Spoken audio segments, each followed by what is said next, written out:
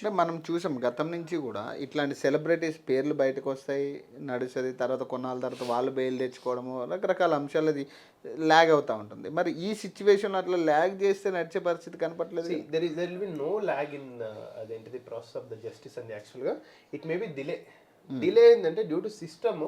ఇప్పుడు సపోజ్ మనకు మొన్న అమృత ఇన్సిడెంట్లో అదే ఉరిశిక్ష ఇచ్చినానికి కూడా అతను అడ్వకేట్ పెట్టుకోవచ్చు, అతను వాదన వినిపించుకొని మన system, justice system, judicial system, they have given a chance.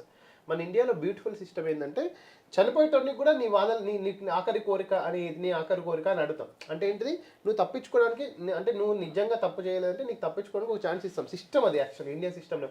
తీసుకోపోయిన కనిపించిన వల్ల అది ఏంటిది పొడి చేయడం కాదు. ఇట్స్ ఎ డెమోక్రటిక్ కంట్రీ కాబట్టి, డిక్టేటర్షిప్ కంట్రీ కాదు కాబట్టి. డిక్టేటర్షిప్ అంటే మళ్ళీ ఎవడు కనిపిస్తే వాడిని వేసుకోవచ్చు. యాక్చువల్గా డెమోక్రటిక్ కాబట్టి నీకు ఛాన్స్ చేయాలి, ప్రతి ఒక్కరికి ఛాన్స్ చేయాలి, తప్పు చేసేవానికి ఛాన్స్ చేయాలి, రేపిస్ట్కి ఛాన్స్ చేయాలి, దొంగకు ఛాన్స్ చేయాలి, దొరకు ఛాన్స్ చేయాలి, అందరికి ఛాన్స్ చేయాలి. కాబట్టి ఇన్వెస్టిగేషన్ డిలే అవుతుంది. ఇన్వెస్టిగేషన్ ఏదైతుంది కంప్లీట్గా అదేంటిది నెగ్లెక్ట్ చేయదు, డిలే అవుతుంది యాక్చువల్గా. అంటే ఇప్పుడు చనిపోయిన ఫ్యామిలీస్ ఉంటారు, ఇప్పుడు ఎవరైతే బెట్టింగ్ యాప్స్కి సంబంధించి సూసైడ్ చేసుకున్న వాళ్ళు కావచ్చు, బెట్టింగ్ యాప్స్ కావచ్చు, లోన్ యాప్స్ కావచ్చు. లోన్ యాప్స్ కూడా same situation.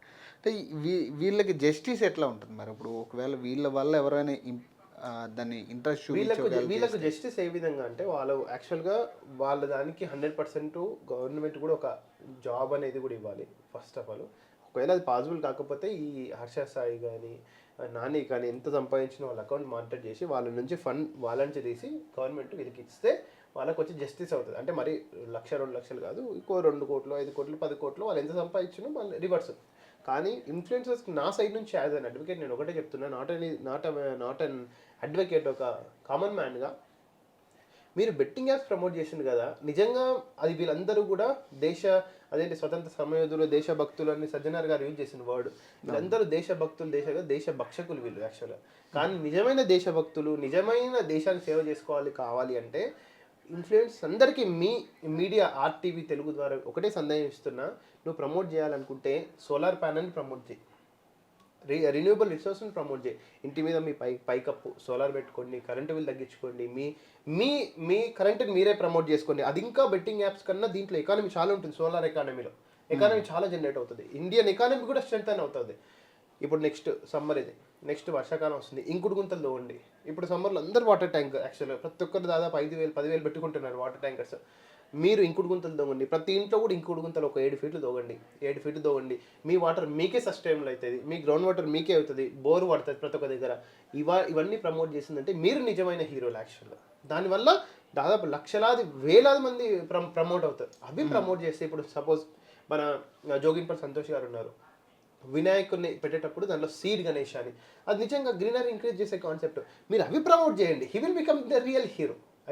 Irrespective of the political party, I'm not supporting any political party, irrespective, he will become a hero. Okay, మీరు నిజంగా హీరోయిజం అనేది ఎక్కడ చూపిస్తే మంచి ఉంటుంది. కానీ ఈ బెట్టింగ్ యాప్స్ వల్ల ఆడ రమ్మి ఎవరికి కావాలి, ఏడగొట్టింది ఎవరికి కొట్టింది, దానివల్ల ఎంత లాభం, ఎవరికి లాభం? దానివల్ల చాలా మంది క్లాసే ఉన్నాయి. నీ కాడికి నువ్వు $100 $200 ప్రమోట్ చేసినందుకు నీకు చేసినాక దాని కాన్సిక్వెన్స్ ఎవరు చేసిన తర్వాత సంగతి. కానీ నిజంగా ఈ renewable resources, solar panel promote చేయండి, ఇవి ఇంకుడు గుంతలు ప్రమోట్ చేయండి, ఇవి ప్రమోట్ చేయండి. నిజంగా మీరు రియల్ హీరోస్ అవుతారు. అంటే ఈ బెట్టింగ్ యాప్స్ ప్రాసెస్ ఎట్లా ఉంటుంది అసలు? అంటే మీకు తెలిసిన సమాచార ప్రకారం కావచ్చు, బెట్టింగ్ యాప్స్ ప్రాసెస్ ఏంటంటే ఇవన్నీ కూడా part of the cyber crime. ఇవన్నీ కూడా సైబర్ క్రైమ్లో ఒక శిక్ష అదేంటిది ఫైనల్గా ఇప్పుడు ఈవెన్ జూబ్లీహిల్స్ పోలీస్ స్టేషన్లో ఉన్న ఈ ఫైనల్గా మళ్ళీ cyber crime through IT act, through BNS, దీని ద్వారా ఫైనల్గా ఒకవేళ 100 కోట్ల 50 కోట్లు పంచాయతీ పెద్దగా అయితే మనీ లాండరింగ్ యాంగిల్ కూడా. అంటే ఇప్పుడు గవర్నమెంట్ కూడా ఇన్వాల్వ్ అయితే తప్పితే ఇక్కడ జస్టిస్ జరిగే ప్రయత్నం అయితే లేదు కదా. ఇప్పుడు ఆల్రెడీ పోలీస్ స్టేషన్కి వెళ్ళింది అంటే ఆల్రెడీ గవర్నమెంట్ ఇన్వాల్వ్మెంట్ ఉందంటే, ఇంకా అది స్టేట్ గవర్నమెంటా సెంట్రల్ గవర్నమెంటా కేసు తీవ్రతను బట్టి డిసైడ్ చేస్తుంది. ఒకవేళ 50 lakhs 50 crores అబౌవ్ ఉంది అంటే ED will take, central government will take the issue. Right. అంటే వీళ్ళ ఇన్కమ్ సోర్స్ బట్టి కూడా అది ఇన్కమ్ సోర్స్ కాదు, టోటల్ అమౌంట్ ఎంతమంది చనిపోయారు. ఇప్పుడు సపోజ్ విజయసాయి రెడ్డి దేంట్లో హత్య జరిగింది యాక్చువల్గా, అది స్టేట్ గవర్నమెంట్ సెంట్రల్ గవర్నమెంట్కి ట్రాన్స్ఫర్ అయింది కేసు యాక్చువల్గా. కానీ అదే స్కిల్ డెవలప్మెంట్ ఇష్యూ చంద్రబాబు మీద ఉన్న స్టేట్ గవర్నమెంట్ ఉంది. అంటే ఏ ఇష్యూని స్టేట్ గవర్నమెంట్ అథారిటీస్ ఎంక్వైరీ చేయాలి, ఏ ఇష్యూని సెంట్రల్ గవర్నమెంట్ అథారిటీ చేయాలని అది assembly or high court will decide the. So ఫైనల్గా మీరేం చెప్పదలుచుకున్నారు ఈ బెట్టింగ్ యాప్స్కి సంబంధించి కావచ్చు, ఎట్లాంటి చర్యలు తీసుకుంటే ఇది ఇక కంప్లీట్ మనం రిస్ట్రిక్ట్ చేయగలం దీన్ని? నేను ఏమన్నంటే నాట్ ఓన్లీ బెట్టింగ్ యాప్స్ కానీ illegal loan apps, loan apps వాళ్ళ ద్వారా కూడా చాలా మంది అమాయకులు బలవుతున్నారు. పోలీసులే సూసైడ్ చేసుకున్న పోలీసులు సూసైడ్ చేసుకుంటున్నారు. నిజంగా వాళ్ళ టార్చర్ అయితే చాలా ఎక్కువ అయిపోయింది. ఇప్పుడు బెట్టింగ్ యాప్స్ కావాలంటే నేను ఫస్ట్ ఒక దగ్గర 20,000 కావాలి, 20,000 కావాలంటే మళ్ళీ లోన్ యాప్ వీళ్ళవే కంపెనీలు, వీళ్ళవే షెల్ కంపెనీస్ ఉంటాయి, దానివల్లే ఉంటుంది. కాబట్టి ఇవన్నీ కూడా పద్ధతిగా మానుకుంటే మంచిది. మీరు ఇన్ఫ్లుయెన్సర్స్గా అసలు ఇన్ఫ్లుయెన్స్ అనే వర్డ్ ఎక్కడ పుట్టలే, మీరు క్రియేట్ చేసుకున్నారు.